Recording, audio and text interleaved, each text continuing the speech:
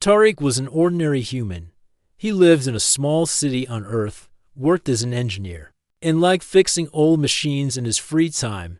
He never thought of aliens or space travel. In fact, he didn't even believe in life on other planets. That changed one morning. Tariq woke up to a soft humming sound. It wasn't coming from his phone, and it wasn't any alarm. He looked around, confused. A bright silver envelope was floating in front of him. It glowed softly and had no string or wires holding it. "What, is this some kind of trick?" he asked aloud. The envelope opened by itself, and a voice spoke.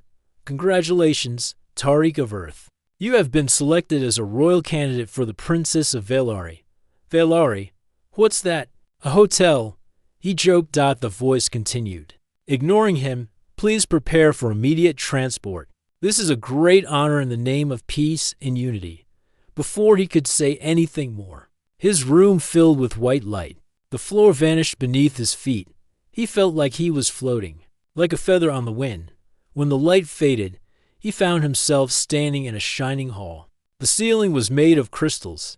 The air smelled sweet, like fresh flowers. Floating creatures buzzed past with tiny wings and smiling faces. Tariq blinked. "I must be dreaming." A tall woman with silver skin and golden eyes walked toward him. Her clothes were smooth and glowing with soft patterns. "Greetings, human," she said. "I am Rena, the Royal Welcome Officer. Please come with me." "Wait, where am I?" "You're on Velari, home of the star-crowned princess." Tariq scratched his head. "And why am I here?" "You have been chosen as one of the mate candidates for our Princess Allah." His mouth dropped open. "Mate candidate, me, yes," Rena said politely. "The princess must choose a companion from another world to fulfill the ancient tradition of the Velari bonding test." Tariq tried to laugh. "You must have picked the wrong person. I'm not special. I fix machines. I don't even have a pet." But Rena simply smiled. "Our system selected you. It never makes mistakes." She led him down long halls where walls shimmered like moonlight. He saw creatures of different shapes and sizes, some with 4 arms, some with tails, some with feathers. Everything felt like a dream. Finally, he reached a grand hall where hundreds of aliens stood quietly. At the center was a raised platform. A figure stood there, tall and graceful. It was the princess. She had blue skin like soft clouds and eyes that looked like glowing stars. Her hair floated as if underwater.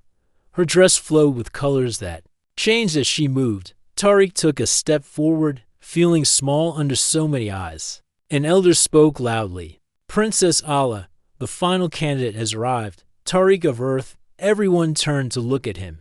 The princess narrowed her eyes and stepped forward. She looked at him from head to toe. Her expression turned cold. "You," she said loudly. "This is some kind of joke, right?" Tariq froze. Hello?" Allah crossed her arms. "You? My mate? I think you've got the wrong alien. Human." A shocked silence filled the hall. The elder cleared his throat. "Princess, as you know, the bonding test must be completed, even if you do not choose him. The rules demand that the testing week begin." Allah sighed loudly and looked away. "Fine. But don't expect me to be nice." Tariq raised his hand. Awkwardly, "I don't even know what's going on. I didn't sign up for this." The elder nodded. "That is part of the mystery. The bond chooses, not the person." Tariq looked around. Hundreds of eyes were still watching him. Some seemed curious, some looked amused. Others were clearly not happy. Allah stepped down from the platform and stood in front of him. "You listen to me, human," she said softly but firmly. "This is a waste of time. I don't want a mate from Earth. I don't even like humans. But I'll do this test because I must." Tariq held up his hands. "Hey, no problem. We can just get through the week. Then you can choose someone else, and I can go home." "Good," Allah said. "Let's keep it that way." They both turned to the elder, who smiled peacefully. Let the week of testing begin. The next morning, Tariq woke up in a round, floating room. It had no doors, no windows. Soft music played from the walls. A voice spoke gently. Test 1. Cultural Introduction. He was led to a garden full of glowing plants and flying lights. Allah waited there, sitting on a stone bench, looking bored. You're late, she said without looking up. I didn't know there was a time, Tariq said. I just go where they take me. Allah handed him a small fruit. Eat, Tariq. Sniffed it. It smelled like sweet lemons and warm bread. He took a bite and coughed. It was spicy, then cold, then sweet. Allah smiled for the first time. That one surprises everyone. Tariq laughed. It's like eating 3 foods at once. They walked together through the garden. She explained the meaning of each glowing plant, each floating stone. Tariq listened carefully. He didn't know if she noticed, but he respected her knowledge. He didn't try to show off or act smart. Later, when he tried to show her an earth dance, she laughed so hard she almost fell. You really don't know how to move. Hey, he said, grinning. At least I try. That night, I looked up at the twin moons and sighed. This test is going to be longer than I thought. Tariq looked up too. Maybe not. You might start liking me. She raised an eyebrow. Highly unlikely. He smiled. We'll see. The next day began with a loud chime that echoed through the crystal walls of Tariq's room. He sat up quickly, still surprised by how soft the bed was. It felt like sleeping on warm clouds. A smooth voice spoke from the glowing wall. Candidate Tariq, your presence is requested in the Harmony Hall. The second test begins in 1 rotation. Tariq stretched and mumbled, right, the test week, as if being rejected loudly in front of hundreds wasn't enough fun. After freshening up with what he guessed was a shower, though it used light instead of water, he put on the long, soft robe given to him. The robe changed color with his mood. Today, it stayed a soft gray. Maybe it was nervousness, or just confusion. As he entered the Harmony Hall, he saw Princess Ala already standing in the center. She wore a new outfit that sparkled with blue and silver lines. Her arms were crossed, her face serious. You're late, she said, without looking at him. Tariq blinked. I'm 5 minutes early, exactly. Valari time runs 5 minutes faster. Of course it does, he muttered. The royal guide, Rena, stepped forward.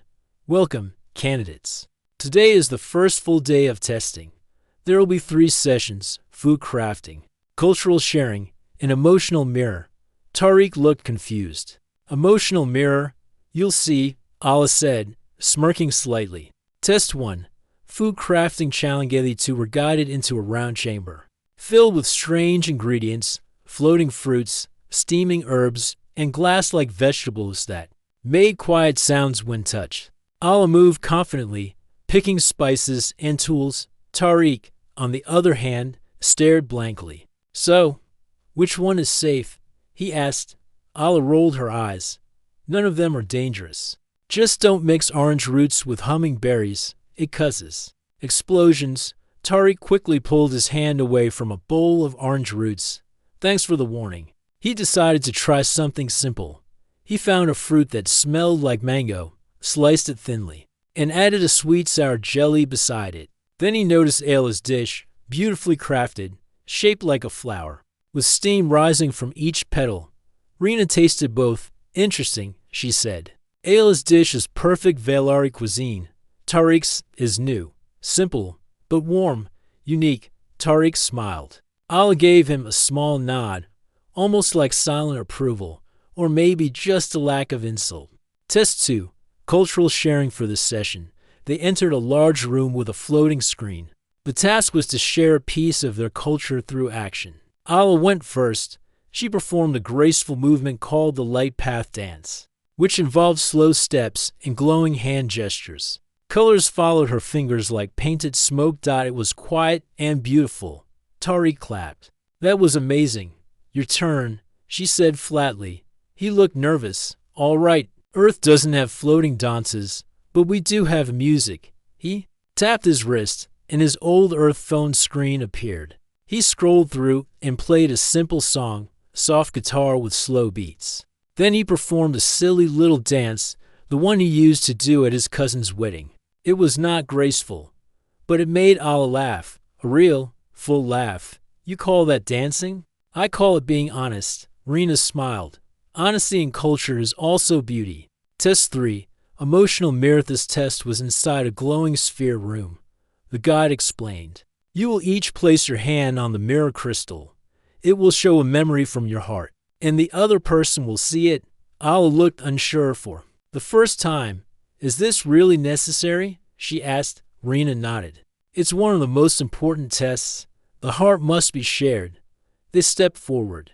Ala went first. She placed her hand on the crystal. It glowed, and the room round them changed. Suddenly, Tariq saw a little alien girl sitting alone on a balcony. Everyone outside was cheering, but she looked sad. Ala, as a child, whispered, I don't want to be queen. I just want a friend. The memory faded. Tariq said softly, You were always surrounded, but still felt alone. Ala looked away. It doesn't matter now. Then Tariq placed his hand on the crystal. The room changed again. A young boy sat beside an old woman on a broken sofa. She coughed softly, and he handed her warm soup. Don't worry, Nani, the boy said. I'll fix the heater soon. The old woman smiled and patted his head. When the memory ended, Ala was quiet. You were poor, she said. Tariq nodded. Yes, but we still smiled. They left the room in silence, thoughts turning quietly in their minds. That evening, Ala sat in the garden under the twin moons. Tariq joined her, holding two cups, tea. He offered. It's not royal, but it's good. She accepted it without a word. After a few sips, she spoke. You surprised me today. How so? You didn't try to impress me. You just were yourself. Tariq shrugged. I don't know how to be anything else. Ala looked at him for a moment, then smiled. Not her royal smile. A real one. You're not the mate I wanted, but you're not boring either. Tariq laughed. That's probably the nicest thing you've said to me. They sat quietly, the stars blinking above. Ala asked, Do humans always dance like that? Only at weddings and parties. Want me to teach you? She gave him a sideways look. Maybe, when no one's watching. The third day on Velari started with soft music echoing through the palace halls. Sunlight passed through crystal windows, casting rainbow colors on the floor. Tariq walked into the royal learning chamber with a tired smile. He had not slept much, his mind full of memories from the emotional mirror test. Princess Ala was already there, standing tall with her arms behind her back. She was dressed in a deep violet robe with silver lines, the colors of her house. Her expression was calm, but Tariq noticed her eyes looked softer than before. Rena, the royal guide, greeted them both. Welcome. Today is the third trial. You will face the royal games of mind and heart. These are not games for fun. They test wisdom, kindness, and understanding. Tariq raised his hand. Do we need to study for this? Ala smirked. Too late for that. Rena continued. There will be 3 challenges. The puzzle of unity, the tower of truth, and the mirror walk. Tariq whispered. Why do all of these sound mysterious? Because they are, Ala replied. Challenge 1. The puzzle of unity. 2 were guided into a room shaped like a dome. On the floor were thousands of glowing tiles. Each tile had a symbol from a different alien language. In the center stood a large sphere floating above the ground. The goal, complete the ancient unity phrase. A message hidden in the symbols. Tariq scratched his head. I don't know alien languages. That's the point, Ala said. You must find them. Meaning through logic and feeling. He crouched near the tiles. Ala moved quickly, touching tiles and reading their meanings. She was fast, graceful, like a dancer solving a riddle. Tariq watched her for a moment, then closed his eyes. What are you doing? Ala asked. Listening, he said. Some of the tiles hum, different notes. Maybe it's music. He started touching tiles that made matching sounds. Soft chords play with each one. Slowly, a line of tiles lit up. Aala stared. That's the phrase. Together we become more. That's the unity message. The sphere glowed brightly, and the room echoed with warm sound. You did it, Ala said, surprised. We did it, Tariq replied. Your knowledge, my guesswork. For the first time, she didn't argue. Challenge 2. The Tower of Truth next. They entered a tall chamber with a floating staircase made of light. At each level, they had to answer a question, not with facts, but with honesty. A wrong answer would make the step vanish. Step forward, the guide said. First question appeared in the air. What is your greatest fear? Allah answered. Losing myself in duty. Tariq said, letting someone down who believes in me. The step remained solid. Next, have you ever lied to protect yourself? Allah hesitated. Yes, I once said I was ill to avoid a royal event. I couldn't pretend to smile that day. Tariq nodded. I told my teacher my homework was lost, but I hadn't done it. I felt bad all week. Another step lit up. The tower rose higher. The questions became deeper. What do you hide from? Others. Ayla's voice was soft. That I don't always want to be princess. Tariq looked at her. I hide that I feel small. When I see how big the universe really is. They reached the top. A bell rang gently. The tower opened a door leading to the last challenge. You spoke your hearts, said the guide. Few reach this far without pride or fear. Allah and Tariq shared a quiet look. Something was changing between them, like a bridge growing. Slowly across a deep space. Challenge 3. The mirror walk final test was the most difficult. A long hall stretched before them, with glowing mirrors on both sides. Each mirror showed a version of the person walking, a version shaped by thought, worry, or desire. You must walk without turning away, Rena explained. Even when the mirrors show you what you fear or want, face them, walk together. Do not stop. They stepped into the hall. At first, the mirrors showed harmless images, childhood memories, quiet moments. But slowly, the mirrors changed. One mirror showed Tariq wearing royal clothes, standing beside Allah on a throne. People cheered his name. He whispered, That's not me. Allah saw herself in another mirror, older, with a crown. But her eyes were hollow and alone. She looked away for a second, then caught herself. We must keep going. As they walked, the mirrors became darker. One showed Tariq walking alone on earth, forgotten. Another showed Allah locked in a crystal cage, smiling with empty eyes. None of this is real, Tariq said. It's only fear. But fear feels real, Allah replied. She reached out and touched his hand lightly. It wasn't romantic, just grounding. He didn't pull away. They walked forward, step by step, until the mirrors faded and the hall turned white. You completed the mirror walk, said the voice. Together, back in the royal garden, the sun was setting. Orange light spread across the sky. Allah and Tariq sat near a pond, watching gentle fish swim in circles. You didn't give up today. Allah said, You didn't either. Tariq replied, You could have finished all those tests without me. But I didn't want to, she said softly. I've done many things alone. This time felt different. He smiled. I'm glad. Because I'm still confused. But I'm also having the best strange week of my life. Allah looked at him. I still don't think you're my mate. Tariq nodded. I still don't understand your world. They both laughed, but Allah added, I do think you're someone worth knowing. Even if I dance badly, especially because you dance badly. They sat quietly, the stars appearing one by one above them. The royal games of mind and heart were over, but something deeper had begun. A new understanding, not of duty, not of power, but of the quiet strength two different people could find side by side. The fourth day on Velari started quietly. The air was cooler, and the palace seemed more peaceful than before. Birds with glowing feathers flew above the gardens, and small creatures danced near the fountains.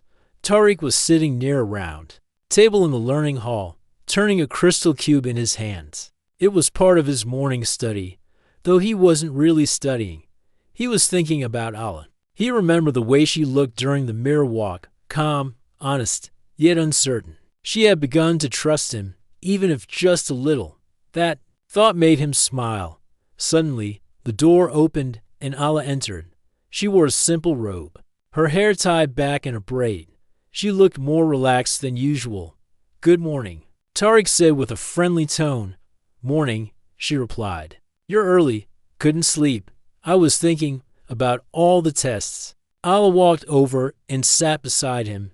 You surprised everyone here, including me. Guess that's what humans do best. Confuse people. She laughed. Softly, a sound Tariq had grown to enjoy.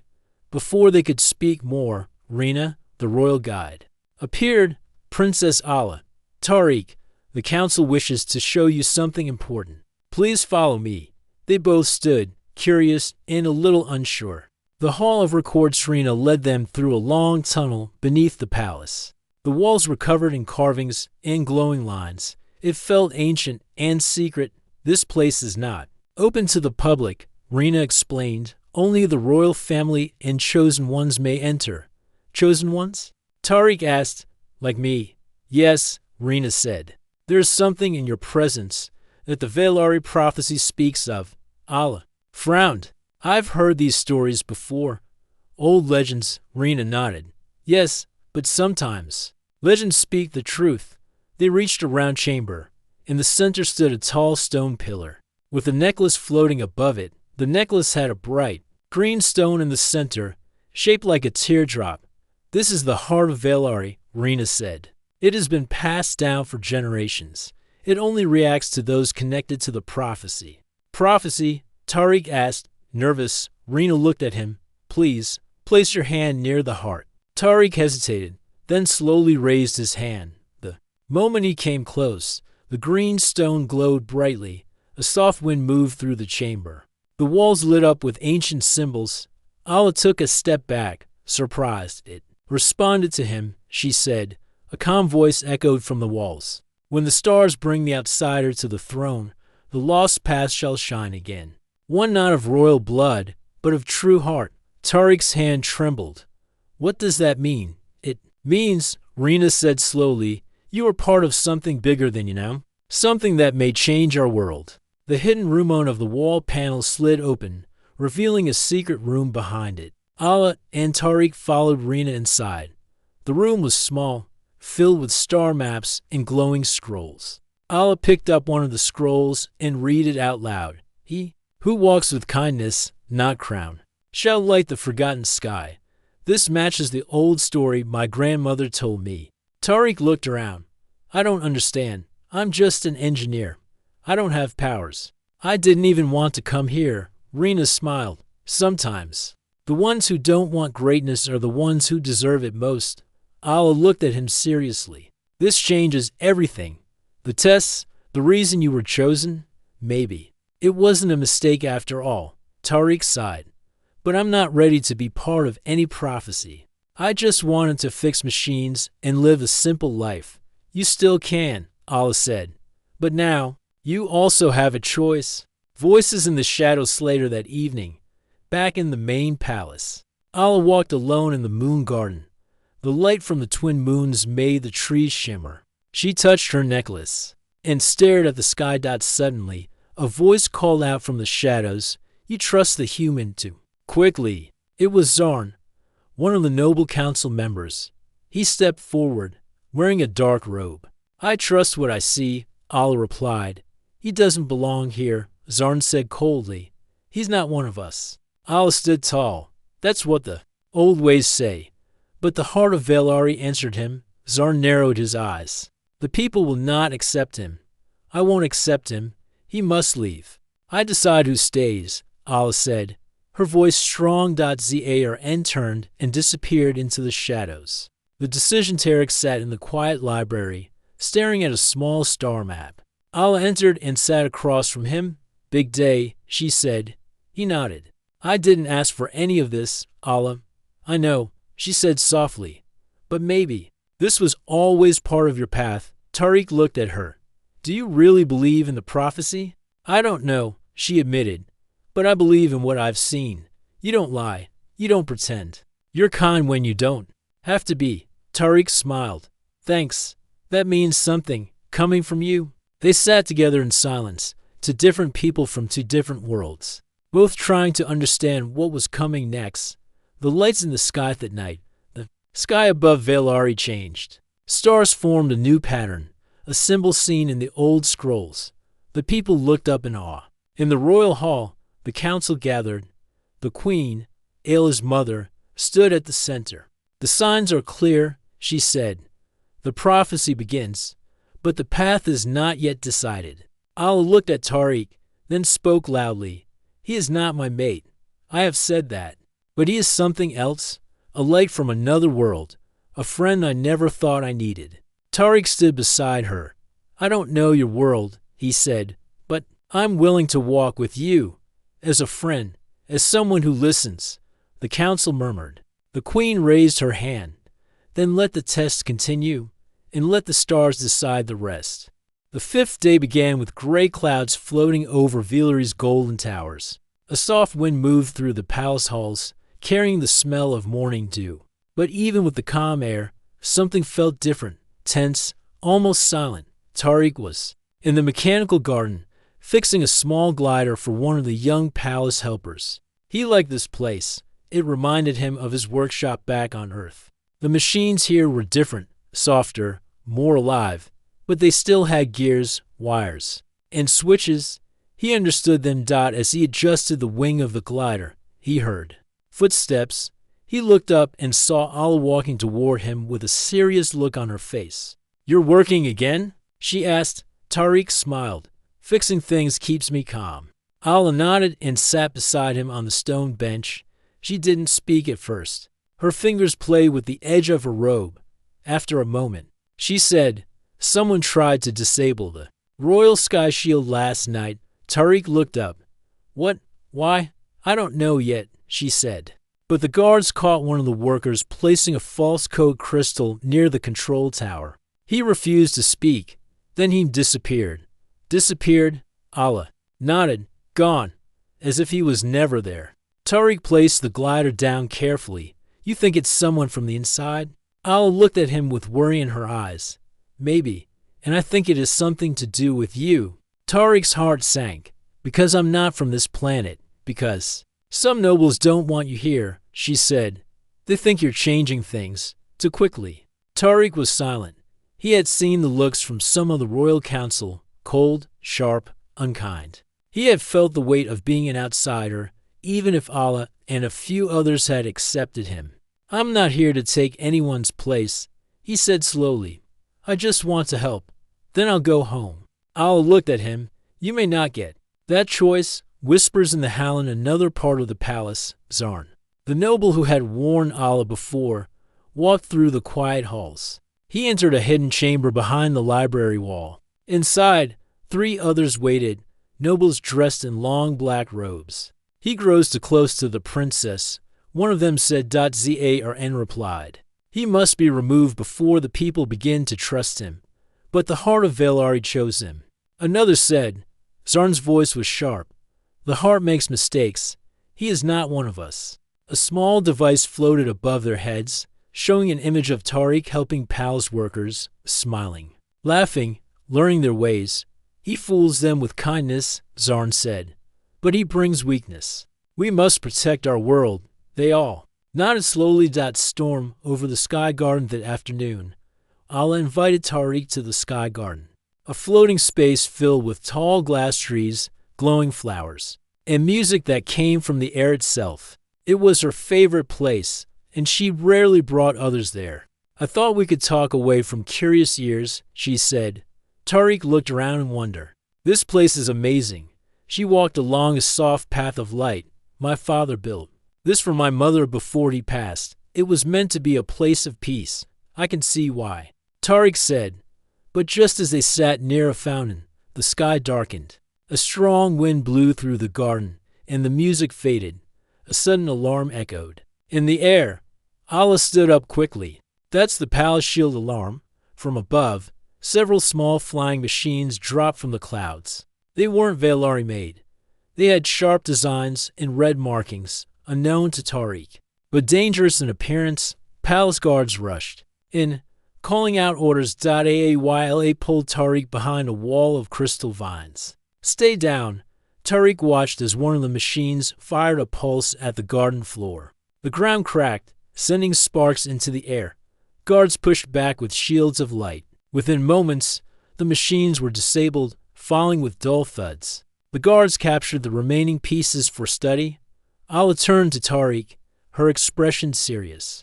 "That wasn't random. Someone sent those here to scare us, or to hurt you."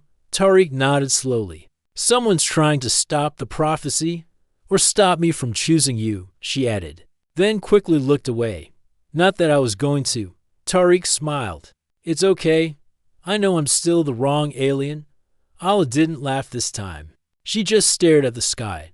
A letter from home that evening. Tariq returned to his room. Tired and quiet, when he stepped inside, he found a small message, crystal glowing on the table. He touched it, and a warm image appeared. Earth. It was a message from his little sister, sent through the Intergalactic Peace Program. Hi, bye, her voice said cheerfully. We miss you. Mama says to eat well. Papa says not to fall in love with an alien princess. He's joking, I think. Tariq laughed softly. The message continued. Whatever you're doing there, I know you'll do great. You always care about people. That's your real superpower. Tariq wiped a small tear from his eye and looked out the window. The stars above Valari were bright, and the world felt both strange and familiar now. Ayla's quiet decision, meanwhile, in her private chamber. Ala stood in front of the old family mirror. Her reflection stared back, strong, royal, alone. She thought about the trials, the garden attack, and Tariq's laughter during the cultural test. He doesn't belong here, she whispered to herself. But then she remembered the mirror walk, the moment he didn't let go of her hand when fear surrounded them. A quiet voice inside her said, he stood beside you. She looked down at the old prophecy scroll resting on her table. She picked it up and read the words again.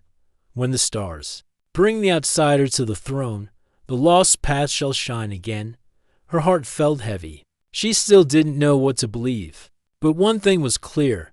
The week wasn't just about choosing a mate anymore. It was about choosing truth over fear. The sky over Valari was calm the next morning.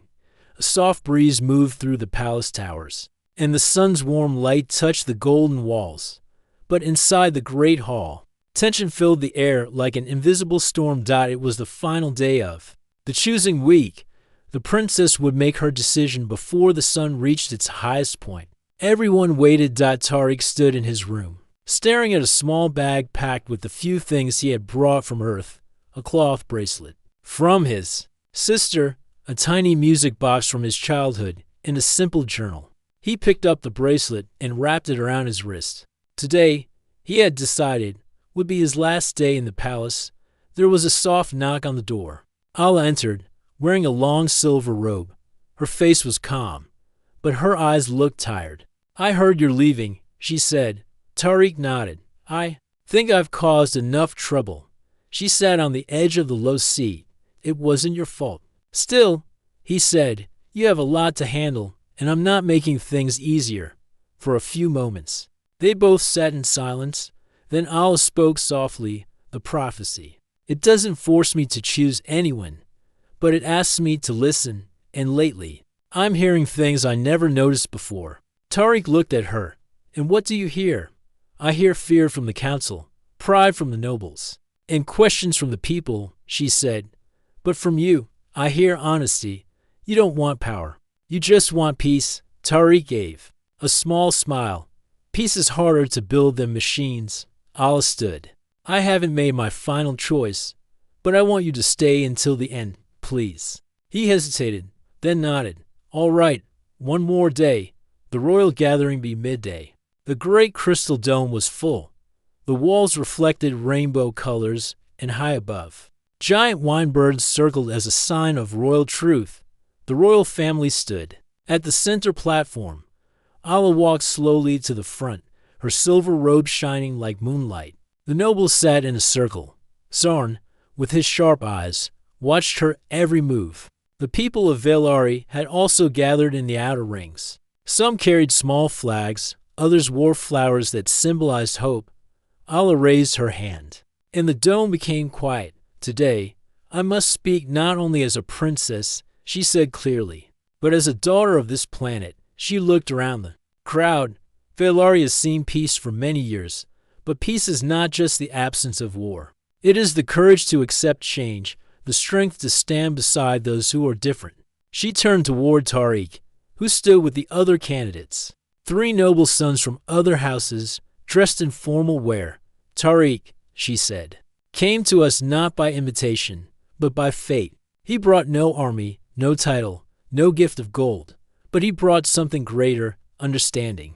Gasps filled the hall. Zar stood quickly. This is a mistake. He's not even one of us. Ayla's voice became firm. He is more one of us than some in this room. He protected me, helped our people, and passed every trial with heart. Not pride, Zarn pointed. Then let him rule. Let the prophecy break your bloodline. Ala raised her hand again. I will not name him as my mate. Everyone froze. Even Tariq looked confused. He took a step back. Ala continued, because I choose my path. Not tradition. Not fear. The choosing weak ends without a mate. That is my decision. Outside the dome, Tariq left the dome quietly after the gathering. His heart was heavy, but he felt no anger. In fact, he felt peace. Ala had spoken bravely. She had made her own choice.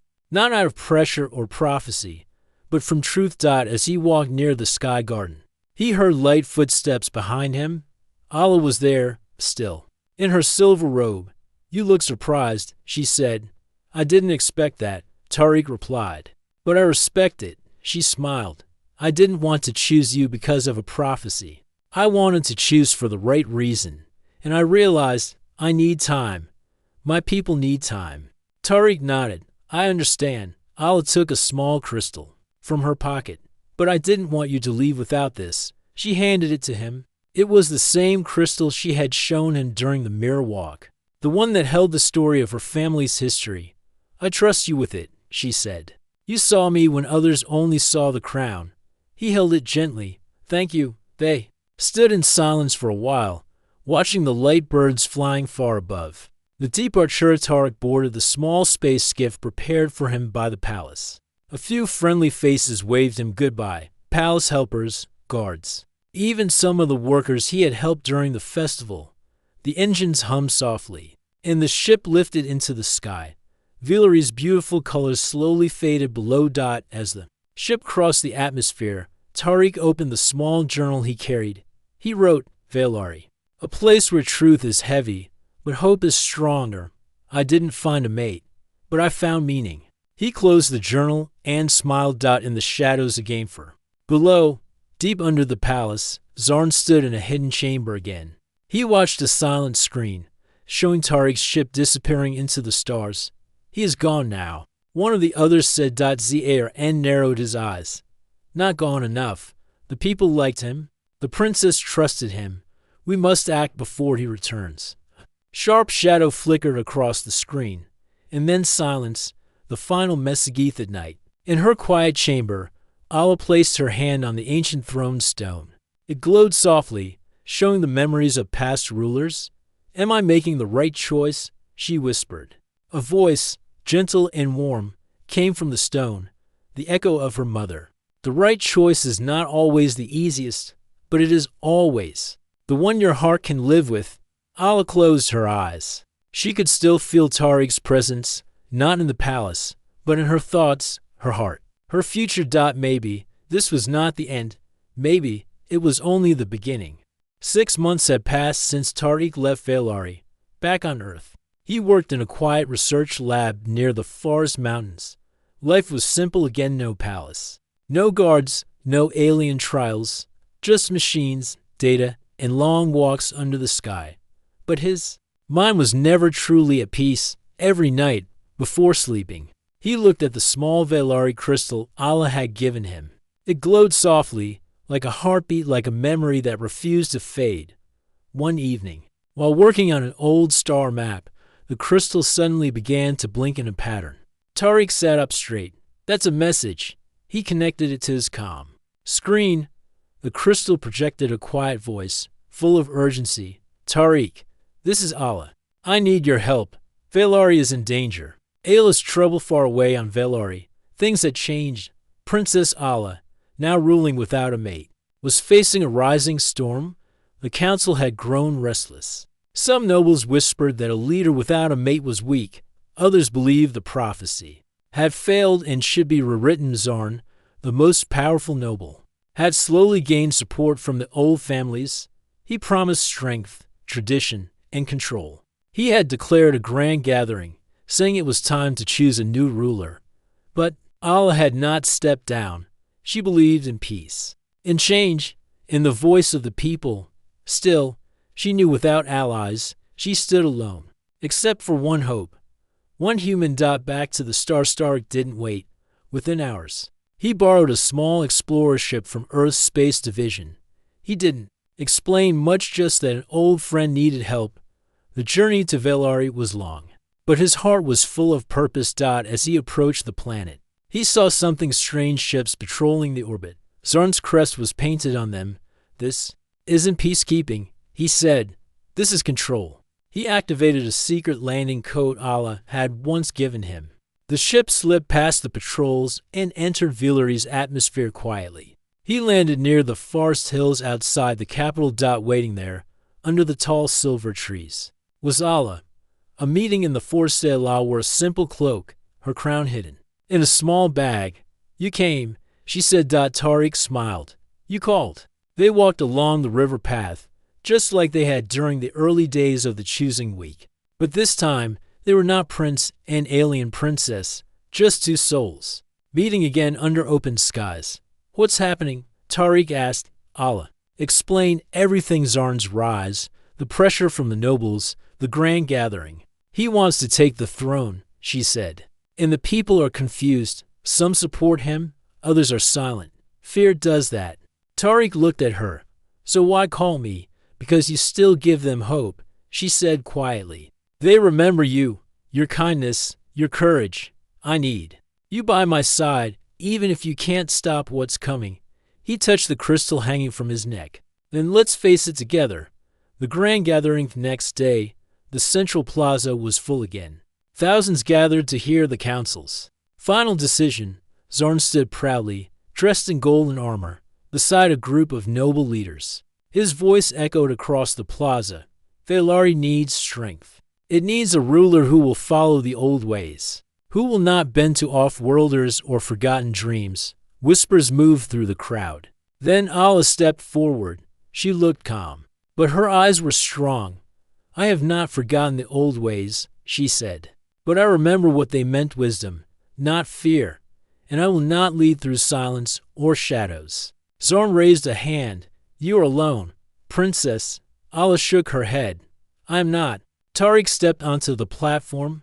Gasps filled the air. Zarn shouted, "He has no power here. But the people know him," Allah said, "and they will decide." A voice from the people, one by one. People in the crowd began to speak. An old trader shouted, "The human helped my son during the festival." A palace worker cried out, "He repaired our broken tools when no one else cared." A young girl raised a flower and said, "He listened when others laughed." Zarn's face grew dark. "This is not a vote," Allah replied. "Then let it be a choice. If the people want new ways, they will stand with me." She reached for Tariq's hand. "If they want the old ways, they will follow you." A silence fell. Then a ripple began. One by one, people stepped forward, placing small crystals at Ayla's feet, a sign of unity, a sign of trust. The circle grew. Dozens, then hundreds. Zarn's support melted away. He turned, furious, and stormed out of the plaza. The real beginning that night, under the stars. Allah and Tariq stood on the palace roof. "I still don't understand this planet completely," Tariq said, "or your customs." Allah laughed softly. "I still don't understand Earth music or your machines. But maybe," he said, "we can learn together." She smiled. "One step at a time." He looked at her. "So what now? Am I your mate?" She shook her head, laughing. "You? My mate? I think you've still got the wrong alien. Human." Tariq chuckled. "Fair enough," she added, "but you're the right friend, the right partner. And maybe someday, more." He nodded. "I'll take that." One final entry later. Tariq opened his journal again and wrote, "They didn't choose me because I was strong or special. They chose because I listened, because I stayed. And sometimes, that's what makes us human." Epilogue. Far across the stars in a quiet corner of the galaxy, a shadowed figure sat in a dark chamber. Zarn stared at a glowing map of Earth. He spoke into the silence. "They won today. But the game is not over. The map blinked red dot Earth was marked, and somewhere, trouble was waiting again. The end.